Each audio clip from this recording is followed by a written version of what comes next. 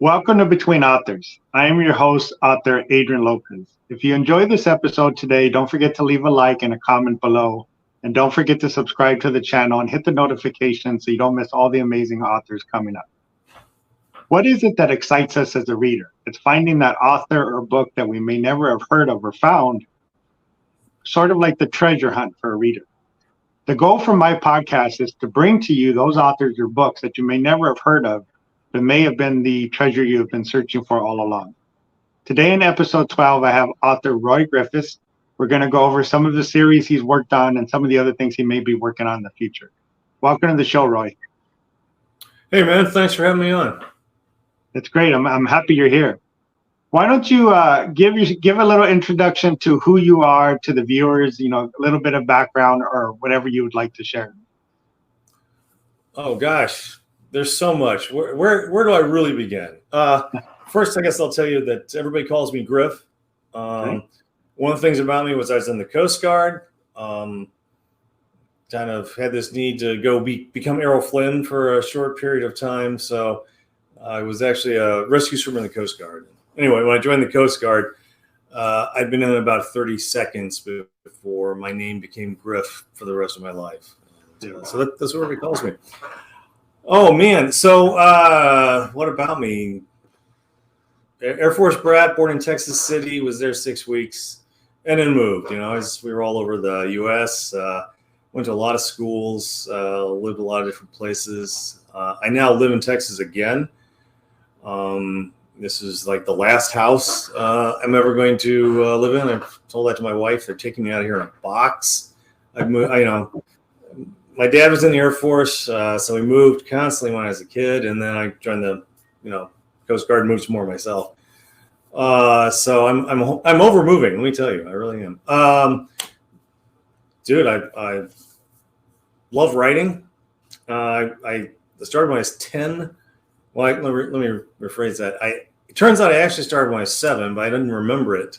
But I do remember when I was 10, picking up an Edgar Rice Burroughs book.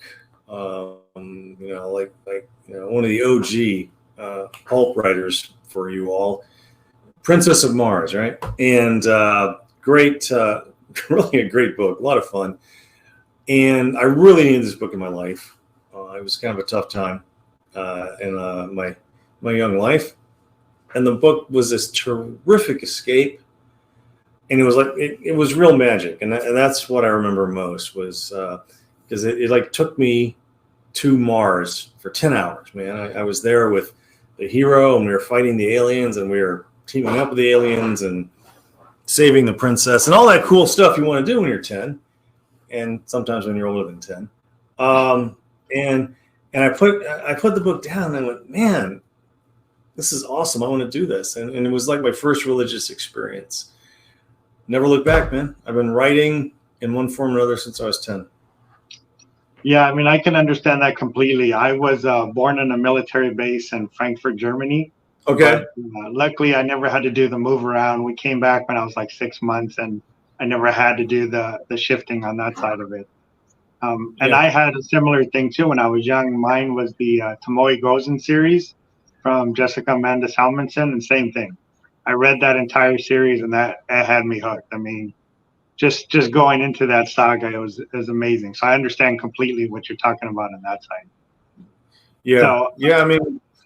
I think at least for guys like us, I'm guessing it's the story that's the most important thing, right? It's not. Some people. I did. I got a degree, a BFA, and so I had to take some literature classes. I'm not sure for guys like you and me. It's about the beauty of the language and the symbolism and all that stuff. Give me a good story. That's what I'm looking for. I don't know about you. Yeah, it is all about the story. It's, the emotions from the story, where it takes you. I've always been one that kind of tries to stay away from some of the more wordy, more lengthy words, because I want everybody to be able to understand it clearly and get the same emotions without having to look something up or go, I have no idea what that means.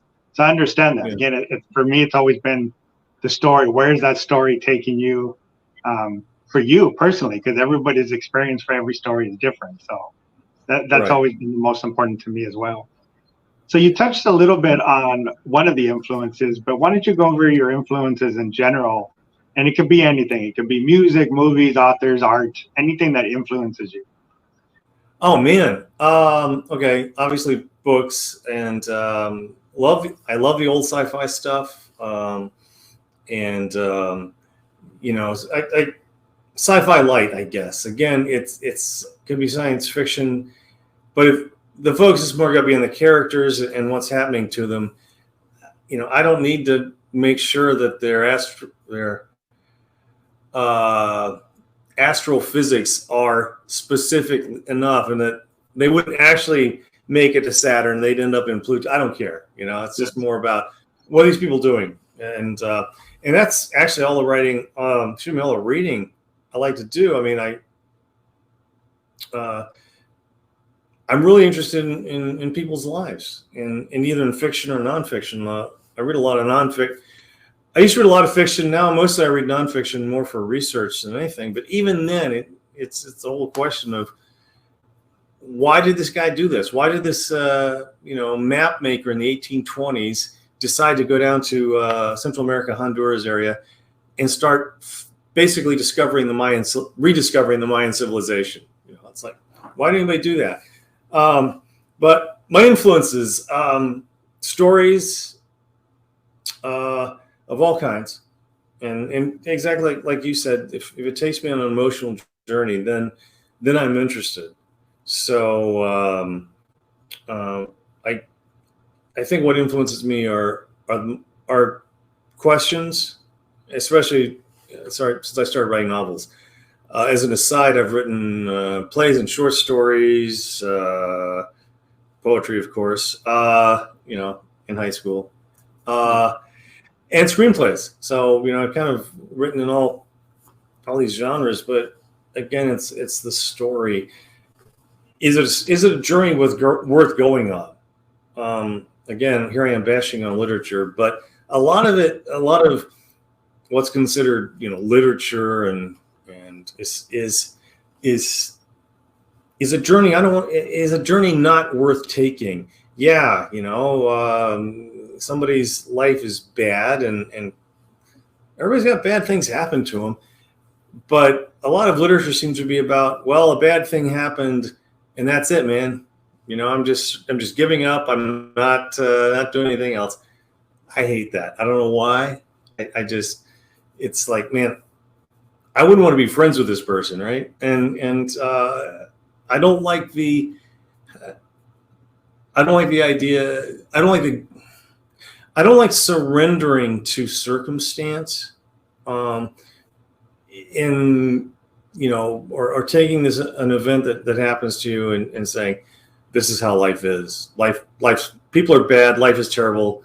Everything sucks. Well, dude, you could make different choices, right? Hey, so if your life is bad because you're a drug addict, maybe make different choices. And basically, I think as long as we're not chained to the wall of a North Korean prison, we got choices. So I'm interested in reading stories about people who either keep making crappy choices or refuse to make choices, which either way ends up the same. This is not answering your question. I realize that. Influences. I just like good stories, man. And I'm a slow learner. I just realized probably about 2 or 3 years ago, my song choices, or even if it's a story, I'll listen to almost anything as long as it's got an interesting story. That kind of, to me, and again, I'm generalizing, that excludes most blues songs, because blues songs to me are like, what was it? I miss my baby so bad. I beat her and I cheated on her, and she's gone, and oh, lonesome me. I just hate. Okay. Terrible story. Don't want to hear it. But gosh, influences all kinds of reading. I think I think that's the biggest thing for me, is just this idea we always have a choice, and that's probably all my stories at a certain point are about. The idea is are we willing to pay what it costs to make that choice? Because everything's got a cost. I mean, if you decide not to do anything, well, that's still going to cost you. Or you gamble and take a chance, well, there's that cost. So it sounds pretty capitalist. This is capitalist creativity, I guess. But I think I like to be surprised by other people's works of imagination, yeah. And I like to particularly to read things that that made me say, damn, I wish I'd written that. One example is Watership Down. Have you ever read that? Yeah. Okay. Yes. And if you viewers at home haven't read it, it's a tremendous novel by a guy named Richard Adams, who started out telling these stories to his daughters as they were driving in the car, and they said, "Oh, Daddy, write these down or tell them to us at bedtime."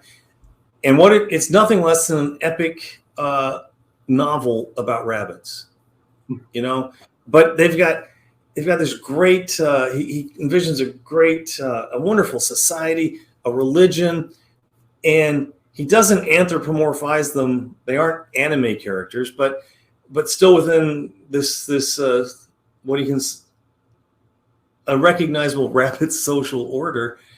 They have personalities and stuff, and they, of course, they got to translate in some way. So they got some human characteristics, but it's amazing and it's moving. And I read it about once a year, trying to figure out how he made a great, moving emotional novel about rabbits. So stuff like that will catch my attention. I thought I turned that off. People are messaging me. Leave me alone. Sorry about that. No worries. It is off, but they keep pinging me. But then you got things which, and again, I can't recommend Watership Down enough. I try to read it about once a year, and I always fail to learn from it because I get caught up.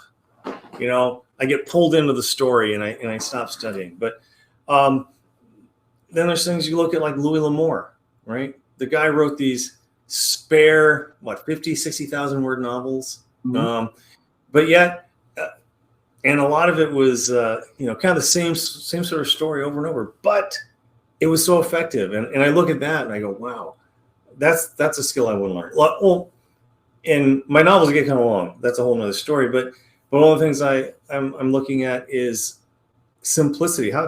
What's the simplest way to tell a story that's really going to move somebody? Because that's ultimately all my goal is. I've decided as a writer is I want to take somebody on a really cool emotional journey. It can be a ripping tale, whatever.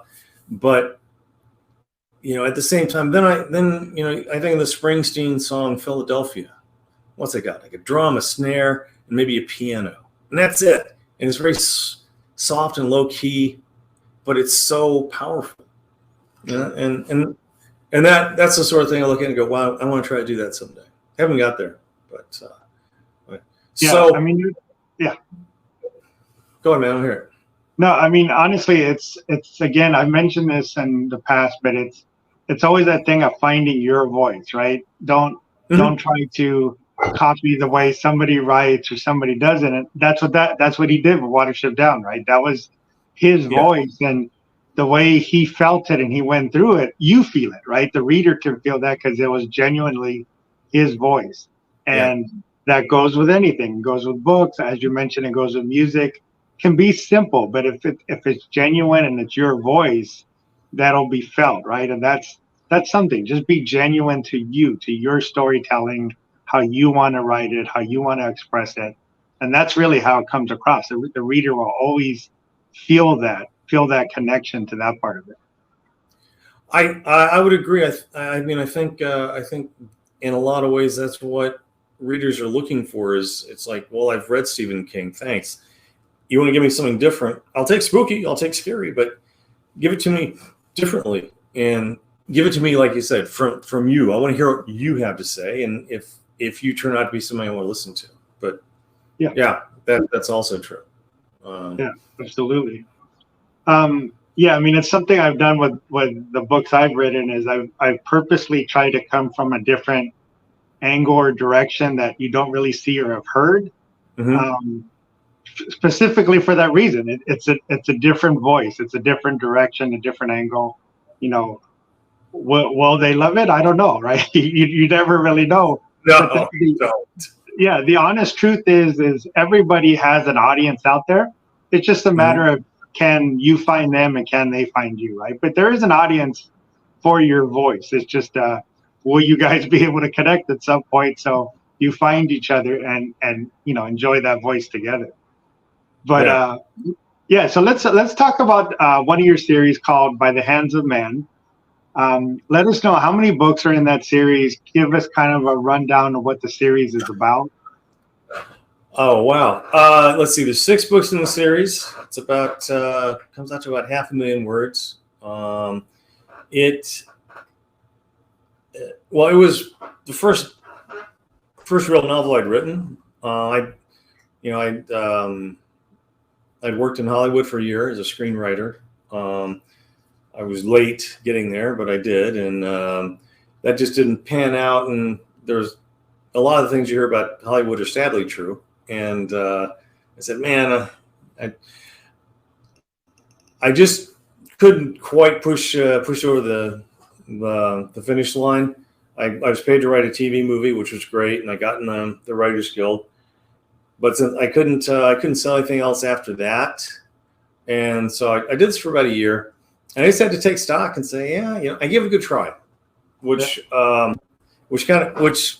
was one of those things I sort of arrived at, because a lot of people talk about wanting to be a writer and then they don't. But for whatever reason, I said, I just can't give this a shot. And it was the same thing with going to be a rescue swimmer. I was a drama geek in high school, right? I didn't doing physical stuff, but no football, basketball, none of that. But I needed a challenge, a personal challenge, because I was 25 and divorced, 25, hadn't really sold any short stories, whatever. I just was like, man, I was at a point where I just needed a challenge, and that's why I did the Rescue Swimmer. And I had already realized, as far as the writing and I guess anything else, I said I would rather die knowing I tried than die wishing I'd even tried. If I try and fail, well, to me that's a noble failure, right? But wishing I had, thinking hard about it but never do anything, no, that would be that'd be a living hell, I think, to me. And it's not a way I want to meet my end. So I did that for the Coast Guard, and I just went after the writing because I always loved movies as a form of storytelling. I thought they were really powerful, and I think when they're done well, they can do amazing things, and it can be like a shared dream. Mm-hmm. Where 500 of us are sitting in a darkened room. We can laugh together, we can cry together, we can gasp, and I just thought that was also magical, and I wanted to be part of that. So I went after that, but. So about 38, I said, the Hollywood thing's not going to work out. And I sort of drifted slowly into, I just couldn't give up I couldn't give up writing, or that expression. So I just kept writing for myself. And then one day, 2 ideas that were separated like 20 years lined up. And I said, well, this could be a beginning and I got an end. So let's just start writing and find out what happens. So it was the basic story is that a volunteer nurse, English volunteer nurse in World War I, meets a wounded English lieutenant about a mile from the front lines at what they call a casualty clearing station, which is where they did the triage in the 1917. And she remembers him, and then they meet again later, and this relationship starts to develop, but they're not allowed to fraternize. And then Then because of the war and other things go desperately wrong. And it follows them across 4 continents, Russian Revolution, Shanghai, turning communist. We run into slavers. Slavery is still a thing in the Congo in the 1920s. And then it ends up in Hollywood in 1937. And it just follows these people as their lives, as they pursue their lives and the choices they make, and how those early events affected them and stayed with them for that time. And originally, when I first conceived of this, I thought it was going to be one book. But again, I had never written any novels, so I didn't understand anything about writing novels. I've written a lot of short stories, so that wasn't the issue. But it was more about, just these works of this length. And you surely know it yourself by now, but as I started writing this novel, I would need a character to do something. My English lieutenant needed an assistant, and the term was Batman, who was like their valet, their butler, to do things for him. And this cat kept showing up, and he eventually became some people's favorite character in the book. And then other characters would show up, and they would not shut up. They had their stories to tell too. Yeah. So I was just, in some ways, and it sounds fatuous, but I really did feel at times like I was just taking dictation. It was almost like I was, writing the story that someone was telling me, standing right here telling me, and this happened, and then we did this, and we did this. And it was cool. I knew where the story ended, and basically I was just fighting my way toward that ending, and I was just discovering stuff as I went along, man. I did a lot of research, obviously, because I don't know about you. I hate reading books that have all these anachronistic things, which are just, to me, cheap and cheating. Read a science fiction book that's set in the 1940s, and somewhere out of nowhere it says something like, man, that nanotechnology is going to really be something someday. It's like, dude, seriously. It pulls me out of the story. And anyway, and you see like in some of the romances where there's, lady flaming hair who's speaking truth to power, standing up to the patriarchy, and she's telling the King of England where to get off. It's like, yeah, okay, yeah. There were women who were doing that, but they weren't doing a lot of it.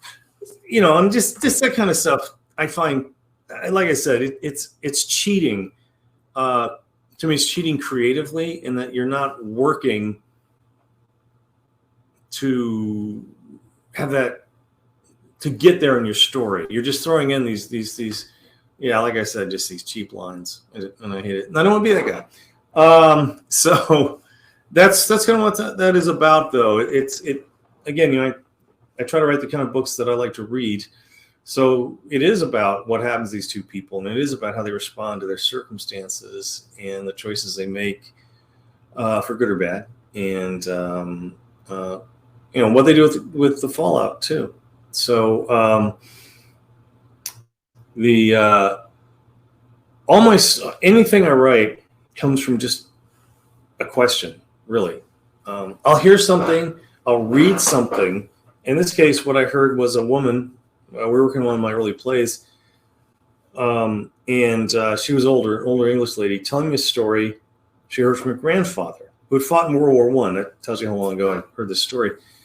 And he said the worst thing about being in the trenches, and if you know anything about the trenches in World War I, there was a lot that was nasty there. But to him, out of all the filth and the vermin and the disease and the death, the worst thing was being stuck in the trenches and listening to the wounded horses scream and not be able to do anything about it. Yeah. Right? And I hear that, and my question is, how could you not try? I mean, you hear this horrible, it's like the most pitiful thing in the world. And that just kind of stuck with me, just that image of being there and hearing them. And that's what started the whole six volume story series, was that one story and me asking a question. And that's where really all my stories plays. It kind of comes from, wow, what would it be like? Why did they do that? Why didn't they run away? Why did they run forward? And just wondering, just wondering. And why do people do what they do? Yeah, absolutely. I mean, to touch on something you were mentioning earlier, I think a lot of people don't understand that regrets are much, much more difficult than failure, right? Just to giving it a chance and see, what would have happened is so much better than coming up at, those final days or whatever it is and going, I wish I would have done this. You don't want that, right? You do not want to do that. No. So it's a very difficult balance you got to try to keep on that side. And yeah. It's interesting too. You're talking about that. A couple of points on that. I don't know if a lot of authors or young writers understand that it's your story, right? It's your story as you're coming up with like you say, an idea, a question. Sometimes it's a scene, a picture in your mind that starts it. But you want to let the story go where it wants to go, right? A lot of people like to write outlines, and you don't want to stick to that outline. Let the story take itself wherever it wants to go, because there's so many authors that mention, just like you said, this character kept popping in, and even as you're writing, you're like, why does this character keep popping in? And at some point you just say, okay, come on in and let's just keep going with this. And it's that thing. Don't be so restrictive with yourself, and just let the story go where it wants to go. Yeah. And it's again, it sounds fatuous, but I'm surprised by some of the stuff I come up with, and it's it's not planned. It just sort of shows up, and I'll be reading stuff later, and I've told this to my wife. I said, I'll read something, I'll say, where the hell did that come from? I am not this smart, but wherever, it's the gods touch me for a minute. I don't know, but that is really one of the cool parts of writing, and that's and I'll tell you the other thing, along with deciding I'd rather die thinking I tried, is the recognition, and I'm a slow learner, so this only came to me about 20 years ago, was after Hollywood, I realized, I wrote for like 28 or 30 years for free, Yeah. So I guess I'm just going to keep writing for free. And if somebody happens to, pick something up, buy one of my books, sweet. But I'm going to write anyway. So why not just kind of let a lot of that bullshit go, Yeah. And that was pretty freeing too. And I just said, my idea of success was whatever,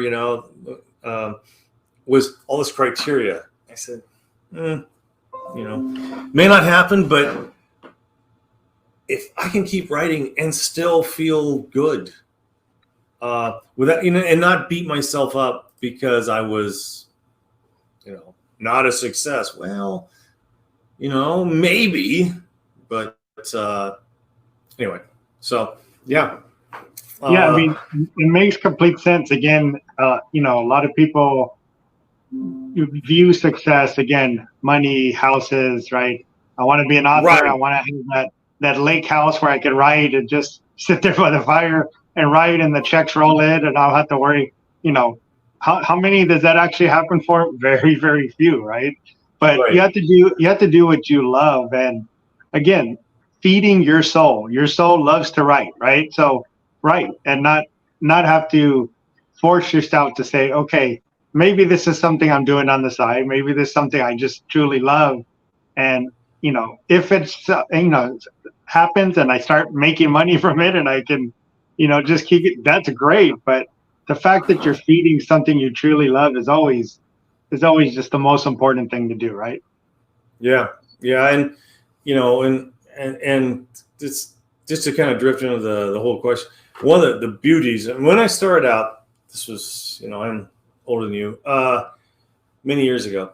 This was back in the age when you would type a short story up, you'd throw it in a 9 by 12 envelope, send it to a publisher. You didn't put an envelope inside with a stamp so they could send you back the note. You were paying them basically to send you the rejection notice if that was the case. And then, the publishers had their own criteria. Well, the nice thing about self-publishing is, it's kind of what you said, is there may be an audience out there for you. Finding them is sort of a different discussion, but, when you're self-publishing, you don't have to grind out crap unless you feel like it. Mm-hmm. I saw stuff in Hollywood. Here's my Hollywood story. I had this screenplay that won a couple of awards that was being considered for production. And in Hollywood, you go have meetings with people, and the people you tend to have meetings with are lower level guys at the company or whatever it is, typically like 25-year-old MBAs who may not necessarily have written a lot in their life besides a business plan. Anyway, they read your script and then they give you notes. You're like, okay, fine. Sure. I'll listen to these guys. Again, they went straight through high school and college, and now they're, working in Hollywood. I'll listen to what they have to say. And typically the notes are, things like, well, peacocks are hot this year. Can you, I don't know, give the hero a peacock for a pet? Okay, maybe. So I'm listening. You're like, he lives in downtown Philadelphia in an apartment. Yeah. Where's this peacock coming from? It was sort of that thing, but in this case, it was the script was set in the Korean War, right? Americans fighting Koreans. And this one guy said to me, I will never forget this. This really was when my heart was broken for Hollywood. Was the guy said, I got to get back to you about something. I'm like, oh, okay. What? He said, I've got to find out if it's okay to make the North Koreans the bad guys. True story, hand to God. I went, oh man, please tell me you didn't read my script without telling me you didn't read my script, among other things. So, but self-publishing, that's not required, man. Yeah. It's on you. If you got a story you want to tell and you think is important, you can go find Amazon or Draft a Digital, all these other things. But you are then really telling the story you want to tell. Mm-hmm. And sometimes people want to tell stories that are crap. There's people who are actually making $10,000 or more a month writing dinosaur porn. I guess if you can do that and look yourself in the mirror, I mean, hey, $10,000 buys a lot of therapy, right? Well, I don't want to do that. And I don't want to like have to say, yeah, I'm going to give the guy a peacock, the guy who lives in the apartment in Philadelphia, or I'm going to say, oh, no, the North Koreans aren't the bad guys in the Korean War. It's obviously the Czechoslovakians or something. I don't have to do that. I write the story I want to write, and then it's on me. Admittedly, it's a lot of responsibility. So if it's a crashing failure, well, I guess I did not understand that nobody wanted to read about the Philadelphia peacock killer or something. But really, that is one of the real beauties of the self-publishing, and because my by Hands of Men, one of the things I did, and this is just me, it's maybe a trick I just stumbled over, but I decided I wanted to write it like it had been created contemporaneously with the events of the story, as if this novel was almost a biography that was published, 2 years after the First World War, for instance. But what that meant was that changed how I wrote it. That changed my my vocabulary, my words, my sentence structure, Pacing. syntax, Yeah. pacing. Also, it changed my description. Right. Yeah. I couldn't get those cheats in there. I couldn't take the easy shortcut of the really graphic descriptions of violence, or what I call the pornography of violence, or same thing with talking about love and sex. There's like no skin, very, very, very little swearing, no boinking. But at the same time, if you want to be on that emotional voyage, it forced me to do a lot of things differently, and I was really happy with that. But big publishers don't necessarily want to see that. They are looking for the lady raven hair standing up to whatever and telling him women can fight too, or whatever it was. But I wanted to make these real characters in that time period. So that was something I did in addition to all the research, because again, I wanted to make it feel like, without being a textbook, a history book, I wanted people to feel like they were in that time period, and there was an entirely different sort of social construct of the time. Again, probably regular publishers might not have been down with it. So I just did what I wanted and published the books myself. Yeah, I mean, again, it's about the journey, right? It's no different than coming up with that sci-fi world that you're building from scratch. You're putting them in a world that was real, right? But you have to give them that feel, that structure. And again, it's about that connection. And again, they'll feel that. Right. Yeah. And also the consistency of that world. You set up the rules and you live by them. Otherwise, again, it's just a cheat. And I hate cheat. I know. I hate. It's just me watching a movie or a series or reading something where you got a character who's smart and on top of it and with it, right up until the moment they need to get into their car without looking in the back seat, where the is waiting for them. And it's such a letdown. It's like, oh man, I thought this cat had it going on. Yeah. It would be different if the thing leaped out of the sky and jumped on his car. Fine, yeah, cool. Then he's trapped. But to have them do this is something I call dramatically convenient stupidity, or DCS. Man, and it is such a cop out for me as a reader, consumer of stories. When I see that in a movie or TV or a book or something, I'm done. I'm just, oh man, you just lost me. I've lost all respect for you and your character in this world you're trying to create, because you got lazy and you weren't willing to fight it out and find something better. Yeah. You just needed the peacock because everybody had the peacock. Yeah. The character triple checks everything up until that point and just said, I'm just getting in. I'm not worried. Yeah. I'm good. It's cool. Yeah. Yeah, I know exactly what you read on that site. For By the Hands of Man, do you have I'll ask you two questions here. Do you have a favorite, and what was the hardest? And it could be a scene or it could be one of the books. Let's see, a favorite. I think I really enjoyed book 6. Because again, it gave me it sort of challenged me, because it's set partially in American Depression era Americas, and people are traveling, and I got to deal with these characters. These characters started out as young people in the war, 17 and 19, and this is like 25 years later, and they've undergone a lot. And how do I convincingly portray somebody who, any of us, right? We all have our heartbreak. We all have our disappointment. How did I convincingly portray someone who is willing, to try again, like you just said, man?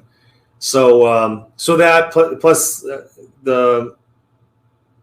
the research I did about Hollywood in the 30s was kind of cool, and I ran across some fun stuff. But I'd really kind of, I'd grown to love these characters, all, the ones I started out with one character, I ended up with 8 that are part of this whole thing. And it was it was fun to me to see how their lives turned out, because I didn't know how they turned out. Yeah. And what was the hardest? I think the book 6 was also hard because of saying goodbye to some things in the story too. Yeah. That was difficult too. Yeah. So those, but yeah, I gotta admit, I'm pretty proud of how they turned out. And again, for you people out there who are thinking about writing, the other cool part about self-publishing, you get to hear from readers, man. Like, my email address is all over my books and my website, and people find me on my website, or they just send me an email, and it's so cool to hear from readers. Hasn't sold a lot. I don't know. I've sold 4,000 or 5,000 copies in this of the books in the series. My grandma can't buy that much, so I'm telling you, these are strangers. But it's so cool, man, to hear, and I know that's probably happened to you, to get these letters from people, like I get letters from people in Australia and New Zealand telling me how much they love my book, and they want to know more, and they're leaning on me to write book 7, but then they start telling me their stories. This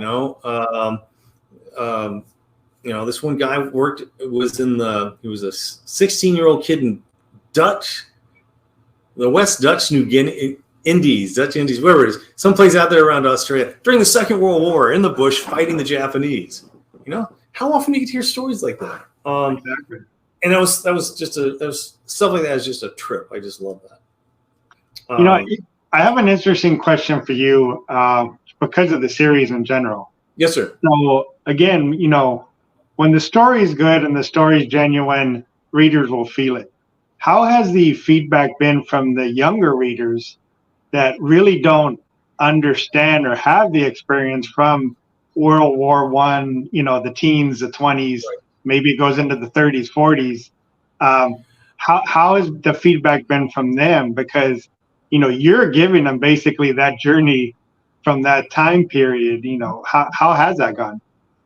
It's a great question, really, because my largest reader population are women over 65. A few young folks have read it, bless them, and they like it. But I think it might be too far removed from, especially, I don't know, say people in their 20s. There's a lot going on. I mean, not only personally, you're like trying to figure out, who am I? What am I doing? Why am I bothering with all this? As well as all the, the social change, social and political change we're going through now. I think it might seem a little too far removed from their sphere of concern and what they want to know about. My guess is it might, as they get older, I'm thinking when they've had a little more experience, it might appeal to them more, which is probably why the 65-year-old women, bless them, really like the story, because they're like, yeah, I've gone through some of this. Even if I wasn't in World War I've been through tough times. There's been economic downturns. There's been other wars, and there's been, losses and grief, and still that whole life journey of saying, okay, life is a shit sandwich. Everybody has to take a bite, but the question is, what do you do after that? Yeah. And so I think that might be why that age cohort really gets the book. But I still have a. Yeah, I was curious about that to see. I mean, if they were to give it a chance, I'm sure the story would take them where they need to go. But maybe it's hard to get them to, again, give it that chance, because they're like, I know nothing about that. I'm not interested in that era. But again, it's about taking that chance and trying to get the eyes in them to say, Exactly. Once they start reading it, they may understand it. I mean, I'm 52, and I have a ton of stories from my grandfather who was in World War II. My great Cool. uncles, one was in Korean War, the other one was in World War II as well. So I have a lot Man. of that backstory when they were kids and stuff in the 20s. So Yeah. I would understand that. But again, anybody younger than that, they may not have talked to their grandfather or grandparents or great uncles as much as I did for those stories and for that understanding. Man, So, I hope you write that stuff down because, yeah. we don't want to lose those stories. But yeah, I mean, but I think also it might be a maturity thing because, I mean, I read Edgar Rice Burroughs and the flashy stuff, the fun yet easy kind of stuff when I was younger. I think for that escape, and as far as the audience goes, I mean, I thought about like, hey, should I push this as a YA? Because like I said, no skin, no boinking, and very little harsh language. But maybe where people are, particularly, I think that this younger generation, to use a very bad phrase, they probably want something that's a little more escapist to kind of take their heads out of this game, because it's tough. It's tough being I think a growing, developing person in our current just in the world as it is, because it's very complex and there's a lot of challenges. You can become paralyzed by possibility, right? There's so much I could do or say. I just don't know what to do, so I don't. You end up not doing anything. But yeah, I hope it does reach other readers as well. But it just struck me as funny when I realized 65-year-old women they just love this book, man. Again, there's always an audience, right? You find that audience, and that's the voice. But again, hey. I'm sure, again, if it's given the chance, the story will take the reader where it needs to go. It's just, and that's a difficulty with an indie author and an indie publisher is how do you get your message out there, right? Because you're marketing yourself. How do you get it out there to those demographics that would enjoy it, but maybe you're not looking for that, right? The keywords you probably would normally use, they may not know what the keyword is, or they may just say, oh, it's not for me. So it's, again, it's a challenge for those self-publishers and indie authors to get their stuff out there. Yeah, that is the biggest challenge. Writing the book is not that hard, dudes. It's like you said, getting people to know it exists and that it's something they'd really want to read. Yeah. I mean, again, that was my goal for this podcast is, again, I don't know how many people are going to watch this. I put it out there as much as I can.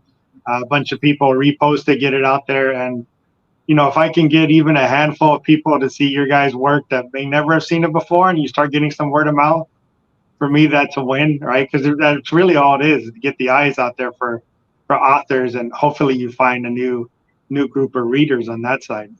All right. That works for me, man. I know. Let's talk about your other series. I believe it's called Cthulhu, the Amalgamated series. Cthulhu Amalgamated. Yeah. Wow. Okay. 180-degree turn with an additional fifth dimension stuck in there because, by Handsman, really serious. There's a few, there's some levity because people will joke with each other. But it took me about 6 years to write. A lot of, some of the books you can see behind me here. That's just basically I had a bookshelf that size full of stuff I had researched. So kind of a serious thing and a lot of work. And then we moved from California to Texas, a little town in Texas, and we were renovating a house. Anyway, and I was still finishing book 6. And again, I was writing and people couldn't shut up. My characters kept having things to say and do. But I finally got to the end. I wrapped it up nicely. I felt really good about it. And I was like, wow, I just got to take a breather here. Not right. not do as much renovation on the damn house if I can help it. We renovated this house. You can see some of the details behind me. It was an old farmhouse, so there's the shiplap in the back. That was a big deal for my wife. Shiplap and peacocks are big, so you want to make sure that's in your stories. Well, it'll be in the next one, I promise. So I took about 3 months off. I just sort of chilled. I can't remember what I did, but it wasn't much. And then I was like starting, hey, maybe it's about time to start writing something else, because I just can't go too long without working on something. All those questions, man, all the time. And I was just about ready to gear up and get to work on, what project? Because I don't know about you. I got like 15 novels. They're like right here saying, so when are you gonna start working on me? When's my turn? Exactly. It was just a matter of picking one that interested me. And then my high school girlfriend died unexpectedly. Now, first love, first fans. He'd always been my fan. Bless her heart. She moved to Europe, and I was all over the U.S. and doing whatever I did. But we always stayed in touch. And, I would I'd send her short stories and, hey, read this script. I know you're not, don't like to read scripts, or read this. And I thought I'd have like another 20 years to harass her with sending her my books and stuff. And anyway, so she died unexpectedly. It was pretty sad. And I was surprised by how much it kicked in my slats. I didn't, And then my mother died like 6 months later. I'm just useless. This is a lost year. I didn't, I didn't even write a postcard, man. I was just barely able to drag myself up through the day and make some coffee. But after about a year, I was finally, get through a day without crying. And I said, I really feel like I want to write something again, but I can't write anything serious. And I'd had this offbeat idea come to me from out of nowhere. Basically, it was inspired by reading resumes on LinkedIn. For this, I'm a manager of a PC help desk for this bank, and this was like 3 or 4, I guess about 3 years ago now. When you advertise a job, you get like 90, 100 resumes, right? It's a little different now, but so you got to go through them, and this is even after HR's like filtered them down, so you're flipping through the resumes, and the corporate trend at the time was, everybody's got like this mission statement about themselves, which was, I am a network engineer, passionate about packet loss, and a thought leader, and I keep seeing these people who are like thought leaders. I'm like, man, is there a more empty and meaningless phrase than thought leader? And maybe I was just in a bad mood that day, but it's like, man, I do interpretive tap dancing, and I'm a thought leader. and I just couldn't help but ask myself, what could be a more meaningless description of your job experience, if nothing else, than thought leader? And out of nowhere, boom, this term comes to me, which was the blithering excrescence from beyond the stars. Where did that come from? However, once I hear it, I started asking questions, and the question was, well, where do you work? If that was like your job title or your mission statement or whatever. And then to me, the obvious answer was they work for the Cthulhu Corporation. And it just started from there. And I just sat down one day and I wrote like the opening 4 pages of the whole series. And the first line is something like, I had just sat down at my desk with a hot beaker of the blood of a thrice damned hanged man. And it went from there. It was, I don't know, it was just really goofy. It was starting out as kind of a satire of the corporate world, because we got this. It sounds like a Monday anyway. So. Oh yeah, basically that's what it was. But there's this poor schlub. He's like hiding from his boss, and the intercom's going off saying, "Go talk to the boss." And admin assistant is out there saying the boss is on the line, and the boss was the blithering excrescence from Beyond the Stars, and it was just goofy, and it kind of made me smile, and I was at the point in my life where I needed goofy in a really bad way, and so I just started writing it, and same thing, just stuff just started showing up, and I barely had an ending. I can't remember if I had exactly an ending, but there's this guy who works this Shuggoth, who I don't know if you know the Cthulhu stuff, but Shuggoths are like the errand boys of the Cthulhu type world, and so he's a schlub, man, and he's just wants to do his job and not get eaten, and but I told myself, okay, I can write this story, but my creative challenge, this one, I decided I'm not going to censor myself. If something makes me laugh, if I think it's funny, regardless of whether it makes anybody else laugh, I'm just going to put it in there. So it became a very, it became a goof, man. But I tried to make it a serious goof, if that makes any sense. I didn't want it to be stupid goof or dramatically convenient stupidity goof. But I did want, I don't know.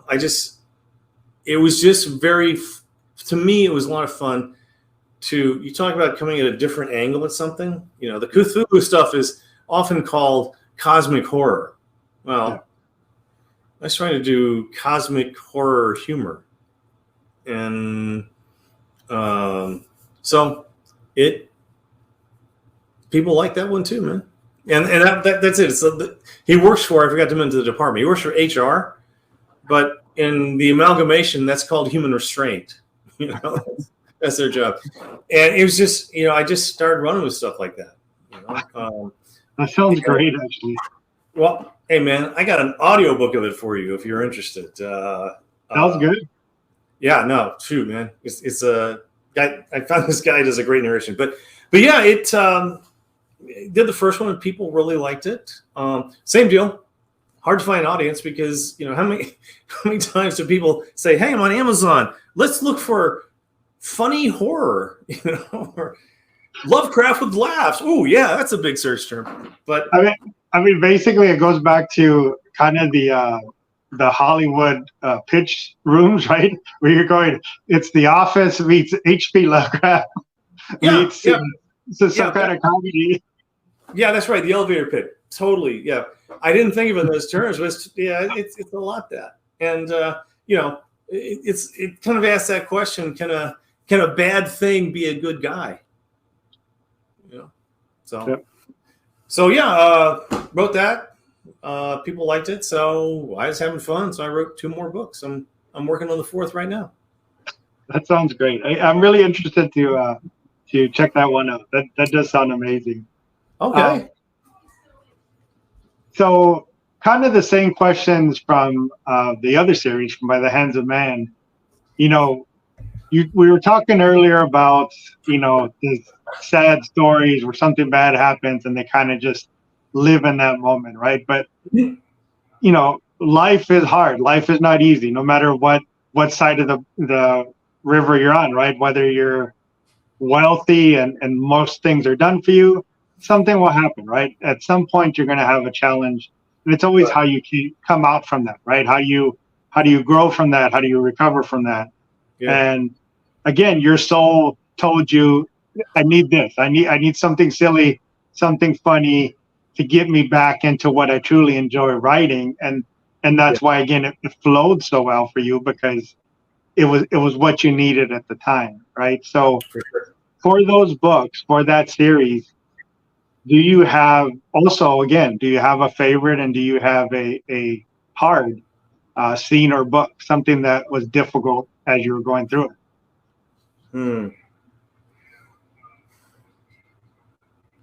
Okay.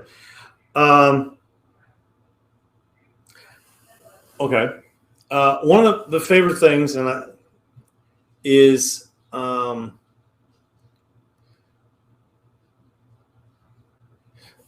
a cool thing about writing is how this thing I just sort of tripped over. Again, not planned, totally not. Where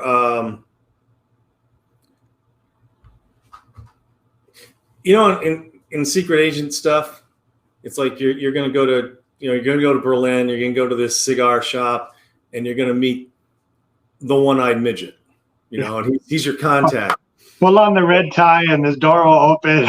Yeah, exactly right. So I was doing a little bit of that because what happens is our guy Narg, that's his name, Narg Allah. Everybody calls him Narg. His uncle is high up in the amalgamation. So there's sort of this subtext that maybe there's some nepotism that got Narg his job because he's not really cut out for it. He's maybe not very good at it, but he wants to do well. So anyway, his uncle says, "Hey, didn't you take human studies in university?" And Narg was like, "Yeah, that was 400 years ago. I'm maybe not as up on that as I should be." The uncle goes, "No, you'll do fine. I just need you to go down to Earth and look into something for me. And by the way, you're going to pretend to be a human." Right? So he's being sent basically to Berlin, and I had to come up with his contact. And for whatever reason, the idea of a 1970s surfer dude came to me because Narg ends up going to like 1930s Princeton, kind of that whole Lovecraftian, era. Mm-hmm. So he's already a thing out of water, and they send him a basically useless local guide. And there became so much humor because Murph, he's from the 70s and he's a surfer from California. He's dead also. And so he doesn't know anything about where they are. He can barely identify the cars, but he at least can kind of give Narg a clue about how to be a human because they're stuffed into the body, they call it a meat suit, of this professor. And and that's where the whole story starts. But totally by accident, just Murph became, and the interplay between Murph and Narg, it was almost id and consciousness and id and self-conscious sort of talking to each other. But there became a lot of interplay for humor, as Murph is trying to say, dude, you don't do that. Don't put your hand on that girl's ass. It's just not done, or whatever it was. But also a lot of warmth, and that's probably one of my favorite things is the way I found. Because writing Narg in a human body, I had to sort of channel my inner autistic child, because it's also different, and I wanted to really make him alien, or recognizably alien, and talk about a stranger in a strange land, man. This was him. So that's one of my favorite things. I think one of the more difficult things was probably trying to give it the Lovecraftian flavor without being just a complete ripoff. Yeah. Which I want you want to be respectful, but at the same time you want to be a carbon copy. It's like people have read Lovecraft. Yep. They don't need to read me to read Lovecraft. So I had to be a little conscious of that, and that was actually one reason I took the story in the different directions I went. Was it gave that flavor. It had that background of Lovecraft and the dark towering entities looking down on us with pitiless eyes or whatever it was. But at the same time, then we had our hero Narg right in the middle of these confusing human circumstances, and that also gave me a chance to comment a lot on human behavior, foibles, and stuff like that. Yeah. One reviewer, bless her heart, said it was like a combination of C.S. Lewis, Robert A. Heinlein, and I think she said Gulliver's Travels. It's just, oh man, that's pretty high praise. I'll take that. I get that tattooed on my arm. But yeah, so that was it. It was really a different thing. And again, it was the gamble. I just said, boom, I'm just going to I'm just going to go for it because it sounds interesting to me. It sounds challenging, and I want to see if I can do it well. Yep. So you have two different series on two different sides of the spectrum, right? Yes. How has not only writing, but publishing these, has it changed your writing process or how you approach anything now? No, it just tells me I need to work on marketing more. No, but the writing process, what I ended up doing, I found that worked for me, and I think it's important you find what works for you. Is I started getting up early in the morning before work to write, because I found that, the day job, thank you very much for the day job. It's necessary for, keeping me from being a burden to society and, providing insurance and food for the family. But I would be kind of worn out by the end of the day. So I discovered if I get up early, I can get the writing done. But also it was really interesting to me that what I discovered was the more I did it as a discipline, it became in a way like training, and we had to do a lot of physical training just to get to rescue swimmer school. And then they really pounded us when we were rescue swimmer school. And then we kept doing it afterwards so we wouldn't die, doing the whole rescue swimmer job. But doing this as a discipline was very interesting because I would discover, for instance, that even if I didn't know, when I finished writing it, about 6 a.m, got ready for the rest of my life. And if I didn't know where I was going to be on the next page, what I found, and this was really, really weird to me, was if I just would sit down the next morning about 4 o'clock and I put my fingers on the keyboard, the words were there, man. And, and that's why I really do think it was sort of a discipline. It was sort of a discipline of my mind in a sense. But it was also, I think, me sort of making a declaration in the universe. I'm serious about this shit. Yep. I'm not going to talk about being a writer. I'm not going to talk about the thing. I'm going to write, and I'm proving it by dragging myself up at 4 a.m. So it's only me and the cat and a cup of coffee. And I think it proved to the universe, and it proved to me and my brain. My brain's, I proved my brain, I'm serious. I'm not just, not just shooting off my mouth. And that part was really cool. So that's pretty much my process. Was I get up early and I write. Yeah, it goes to that. If you do a routine for 21 days straight, then it becomes a habit, right? And then it's kind of ingrained in you, and that's kind of what you did. You kind of said, "Look, this is what I'm going to do because I enjoy it, I love it. I'm going to make sure I'm doing it." And then it became your mind and everything kind of understood. Okay, it's time to sit down and let it come out, and that's kind of what happened, right? That's kind of just let it flow out. And it's possible that by giving that discrete chunk of time, there are times if I got the weekend and I don't have a bunch to do, I can knock out 4 or 5 hours. But I think it also freed another part of my mind. So it's like, this is writing time, Yeah.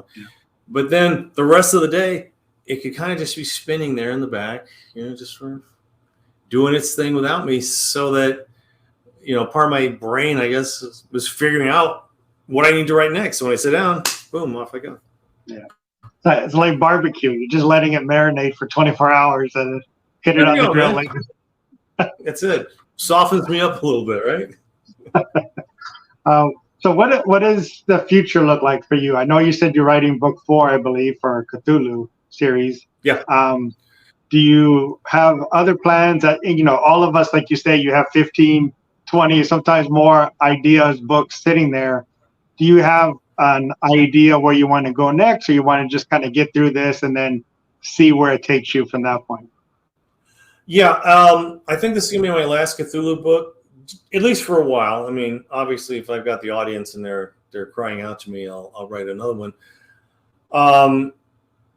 Like I said, people want more of my By the Hands of Men series, and my audience is older and they're dying off. So I feel like I need to write that book for them. No pressure. No, not at all. Seriously, my mother-in-law's in a nursing home around, like 8 miles from us, and one of her neighbors read the whole series and loved it. Bless her heart. And she's saying, "So where's book 7?" And I feel like, wow, I really shouldn't get to work on that book for her. So seriously, I will probably start writing book 7. I'm thinking, what is this? We're in September. Probably start in October. I'll start writing that. But yeah, I've got like several series I want to start on. And that'll probably just be kind of a feeling. Hey, does this one sound like fun? Well, also, okay, here's why I don't have a writing career. I can't write the same thing over and over and over. Yeah. Also, you talk about people who are making money, publishing independently, self-publishing. There are people who find their niche and they stick with it and they hammer it into the ground.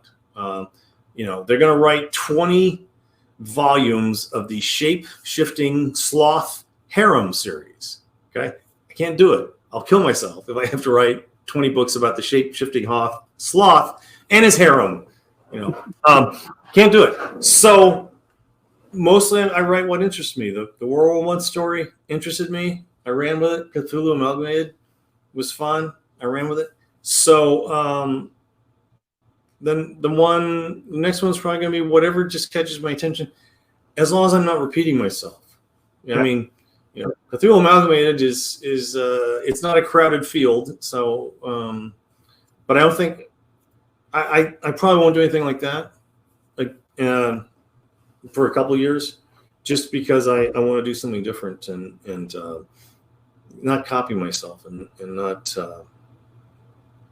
cheat. I don't want to cheat. I've got a cozy mystery series in mind. I've got a paranormal romance-ish series I could do. I just recently came up with a series idea about a veterinary office. Got some standalones. I got like a standalone ghost story, standalone vampire story. So I don't know. It'll be it. I might do the I Ching or something on all my ideas. Put them on a slip of paper, light it on fire, see which one floats out that I can grab. I don't know.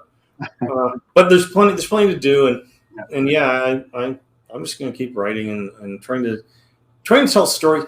It's important to me to tell. Okay, I don't want to do propaganda. I don't want to do polemics, right?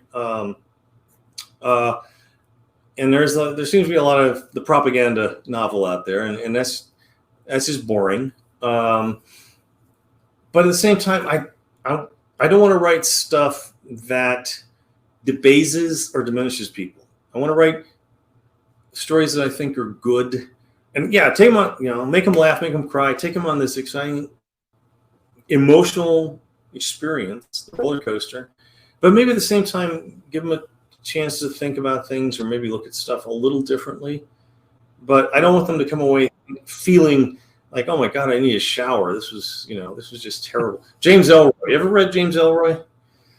He wrote he wrote L.A. Confidential, The Black Dahlia, right? Yeah. Really gritty, awful 1950s novels, and he just revels in really the pornography of ugliness. I don't want to write ugly books, man. Yeah. And that was one thing. Talk about proud. One thing I was proud of in By the Hands of Men was because of that storytelling restraint I put on myself. I would write scenes that basically had a hole in the middle of them. I would have to write around the intense stuff without talking about, guts splattered, bones splintered, and guys, all that. But you still want to convey that. Yep. But without, again, the pornography of the extreme graphic description. Anyway, again, I don't want to write ugly books. I'm happy to write intense scenes, but I don't want to make people feel worse about life and stuff for having read them. So whatever I write, I'm hoping it's going to be a ripping story. It's a great story, but also one that maybe they walk away from going, wow, it was a great story, and I feel better. I feel better for a while. Yep, absolutely. I just want to leave a reminder for the viewers that all of the links for Roy will be down below for the books, for the series, websites, with any contact information he has. Again, don't forget to leave a like, leave a comment below for either Roy or myself. If you have any questions, anything you enjoyed about the episode. And don't forget to subscribe and hit the notifications again to not miss any of the amazing authors coming up. I really want to give you a great thanks, Roy, for coming on. I truly enjoyed the conversation, learning more about you and your series, and just very thankful that you came on to share with the viewers. Well, Adrian, it was great, man. A good time. If we do it again, I'm going to ask you some questions about your writing stuff. Absolutely. We'll switch it around a little bit. I'll put you under the microscope. Absolutely. I'm there for that too. So thank you again for coming on. Thank you, viewers, for watching, and I hope you enjoyed this episode. Goodbye. See you later.